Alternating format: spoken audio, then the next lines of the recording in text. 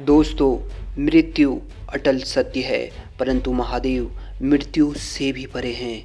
दोस्तों, हमारी ज़िंदगी में कभी-कभी कुछ ऐसी चीज़ें घटित हो जाती हैं जो हमारी सोच समझ से परे है, जो केवल भगवान की इच्छा से होती है।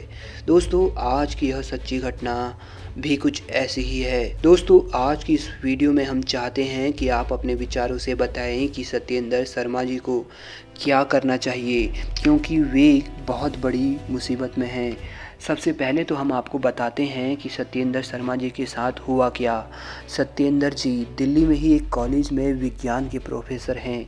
यही कारण है कि वो ना तो भूत प्रेत को मानते हैं और ना ही भगवान पर विश्वास रखते हैं, परंतु उनकी पत्नी ठीक इसके विपरीत थी। यानी कि उनका भगवान शिव पर बहुत विश्वास था और वे हमेशा सुबह नहा धोकर पहले मंदिर जाती, तब उसके बाद घर के काम काज करती। सत्येंद्र जी का एक 12 साल का बेटा था जिसका नाम था अंश। सत्येंद्र जी की पत्नी अपने बेटे को बचपन से ही भगवान शिव के किस्से कहानियाँ सुनाया करती और भगवान के मंदिरों के बारे में बताया करती। क्योंकि सत्येंद्र जी की पत्नी उत्तराखंड से थी, तो शादी से पहले वो केदारनाथ कई बार जा चुकी थी और अपने बेटे को भी सत्येंद्र की पत्नी ने केदारनाथ के बारे में बहुत कुछ बताया था। इसलिए अंश का सपना था कि वो भी एक बार जरूर केदारनाथ घूमने जाएगा और वहाँ भोलेनाथ के दर्शन करेगा। परंतु दोस्तों, नियति को कुछ और ही मंजूर था। अंश का सपना अधूरा ही रह गया, क्योंकि एक दिन जब अंश स्कूल से वापस घर लौट रहा था तो एक कार ने उसे बहुत ज़ोर से टक्कर मारी और उसके मौके पर ही प्राण निकल गए।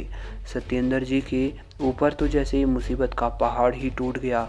वहीं उनकी पत्नी रो रो कर बेहोश हुए जा रही थी। किसी तरीके से सत्येंद्र जी ने अपने परिवार को संभाला और अपने बेटे अंश का क्रियाक्रम किया तथा उसकी अस्थियां बहाने उन्हें हरिद्वार जाना था, जिसके लिए उन्होंने बस का सफ़र तय किया। कहते हैं अगर किसी की अस्थियों के साथ अगर आप यात्रा कर रहे हो तो उसके लिए एक सीट अलग से छोड़नी पड़ती है। इसलिए सत्येंद्र जी ने पहले ही बस की 2 टिकट बुक कर ली थी, परंतु उस दिन हरिद्वार की यात्रा पर जाने वाले कुछ ज़्यादा ही लोग थे और पूरी बस भर चुकी थी। तभी एक आदमी अपने 10 साल के बच्चे को लेकर बस में चढ़ता है, क्योंकि लोग बस में ज़्यादा थे और भीड़ की वजह से उस बच्चे को परेशानी हो रही थी। तो सत्येंद्र जी बताते हैं, मैंने अस्थियों का कलश हटाकर उस बच्चे को मेरे बगल वाली सीट में बैठ जाने को कहा। उस बच्चे को देख मुझे अपने बच्चे की याद आ चली थी और आंखों में कुछ आंसू की बूंदें। खैर, बस आगे बढ़ती चली गई। बस से जैसे ही हमने आधा सफ़र तय किया था कि अचानक मेरे बगल में बैठा वह बच्चा अलग सा बर्ताव करने लगा।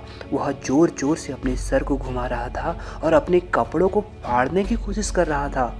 उसके पिता ने उसे शांत करने की कोशिश करी, पर उन्हें भी कुछ समझ नहीं आ रहा था। तभी बस का कंडक्टर बोल उठा, अरे आपने तो अपने लिए 2 सीट बुक करी थी और एक सीट अस्थि कलश के लिए रखी थी ना, फिर आखिर क्यों इस बच्चे को उस सीट पर बैठा दिया? इस बच्चे में जरूर भूत घुस चुका है। सत्येंद्र जी चिल्लाकर बोले, क्या बकवास कर रहे हो? भूत प्रेत कुछ नहीं होता।